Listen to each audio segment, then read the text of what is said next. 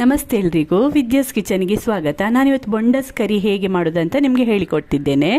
ತುಂಬ ರುಚಿಯಾಗಿರ್ತದೆ. ಮ್ಯಾಂಗ್ಳೂರ್ ಸ್ಟೈಲಲ್ಲಿ ನಾನು ಹೇಳಿಕೊಡ್ತಿದ್ದೇನೆ. ಈ ಬೊಂಡಸನ್ನು ತಗೊಳ್ಬೇಕು.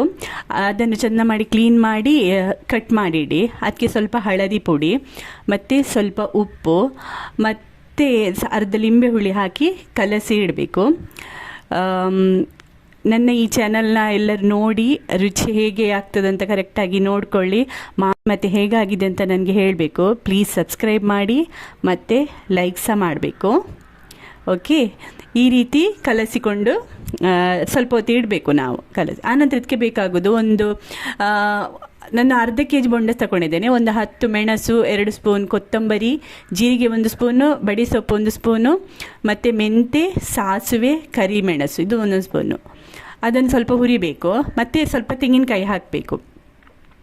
ಆನಂತರ ಇದು ಕಡಿಲಿಕ್ಕೆ ಹಾಕುವಾಗ ಸ್ವಲ್ಪ ಹುಳಿ, ಯಾಕೆಂದರೆ ಲಿಂಬೆ ಹುಳಿ ಹಾಕಿದ್ದೇನೆ, ಅದಕ್ಕೆ ಸ್ವಲ್ಪ ಹುಳಿ, ಬೆಳ್ಳುಳ್ಳಿ ಒಂದು 10, ಇದು ಶುಂಠಿ ಮತ್ತು ನೀರುಳ್ಳಿ ಹಾಕಿ ಪೇಸ್ಟ್ ಮಾಡಿ ಇಡಿ. ಆನಂತರ ಒಂದು ಪಾತ್ರೆ ತಗೊಂಡು ನಾನು ಕೊಕೊನಟ್ ಆಯಿಲ್ ಹಾಕಿದ್ದೇನೆ. ನಿಮಗೆ ಯಾವ ಆಯಿಲ್ ಸಹ ಹಾಕ್ಬೋದು, ತುಪ್ಪ ಸಹ ಹಾಕ್ಬೋದು. ಇದು ಬಿಸಿ ಆದ ನಂತರ ಸ್ವಲ್ಪ ಬಿಸಿ ಆಗಲಿ. ಕೊಕೊನಟ್ ಆಯಿಲ್ ಹಾಕಿದ್ದು ನಾನು. ಸ್ವಲ್ಪ ಬಿಸಿ ಆದ ನಂತರ ನೀವು ಕರಿಬೇವು ಮತ್ತು ನೀರುಳ್ಳಿ ಹಾಕ್ಕೊಳ್ಳಿ.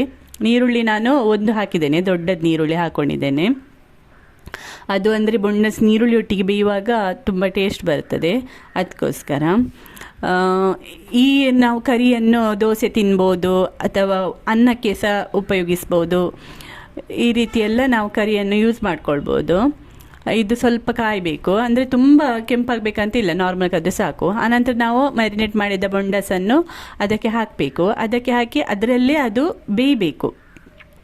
ಸರಿಯಾಗಿ ನೀರೆಲ್ಲ ಬಿಟ್ಕೊಂಡು ಅದರಲ್ಲೇ ಬೇಯ್ತದೆ. ಅಂದರೆ ನೀರುಳ್ಳಿ ಒಟ್ಟಿಗೆ ಅದು ಬೇಯುವುದಂದರೆ ಸ್ವಲ್ಪ ಎಣ್ಣೆಯಲ್ಲೇ ಬೇಯಬೇಕು.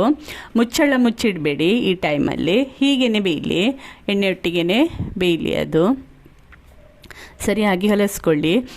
ಈಗ ನೀವು ಉಪ್ಪು ಹಾಕ್ಲಿಕ್ಕೆ ಹೋಗಬೇಡಿ, ಯಾಕೆಂದರೆ ಫಸ್ಟ್ ನಾವು ಹಾಕಿದ್ದೇವೆ ಉಪ್ಪು. ನೋಡಿ ಈಗ ಇದು ಬಂತು ನೋಡಿ, ಹೀಗೆ ನೀರು ಬಿಟ್ಟಿದೆ. ಅಂದರೆ ನಾವು ಕಡ್ದಿಟ್ಟ ಪೇಸ್ಟನ್ನು, ಮಸಾಲೆಯನ್ನು ಅದಕ್ಕೆ ಹಾಕ್ಕೊಳ್ಬೇಕು. ಹೀಗೇನೆ ದಪ್ಪನೆ ಇಟ್ಟರೆ ಒಳ್ಳೆಯದು, ಸ್ವಲ್ಪ ತಿಕ್ಕಾಗಿದ್ದರೆ ಒಳ್ಳೆಯದು. ನಿಮಗೆ ಮತ್ತೆ ಸ್ವಲ್ಪ ನೀರು ಬೇಕಾದರೆ ಕಲಸಿಕೊಂಡು ನೀರು ಹಾಕಿ. ಆ ನಂತರ ಇದು ಕುದಿ ಬರಲಿಕ್ಕೆ ಬಿಡಿ. ಕುದಿ ಬರುವಾಗ ನಿಮಗೆ ಎಷ್ಟು ಉಪ್ಪು ಬೇಕಾ ಸರಿಯಾಗಿ ನೋಡಿಕೊಂಡು ಉಪ್ಪು ಬೇಕಾದರೆ ಹಾಕಿ.